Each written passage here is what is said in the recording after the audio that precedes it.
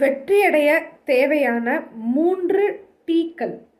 First regularity, punctuality, sincerity.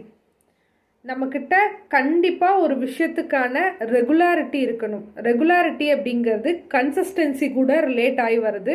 ஒரு விஷயத்தை தொடர்ந்து செய்கிறது மூலிமா நமக்கு ரெகுலாரிட்டி கிடைக்கும். சின்சியாரிட்டி அப்படிங்கிறது நம்ம மனப்பூர்வமாக நம்ம பைஹார்ட்டடாக ஒர்க் பண்ணுறது மூலயமா அந்த ஒர்க்குக்கு சின்சியாரிட்டி கிடைக்கும்.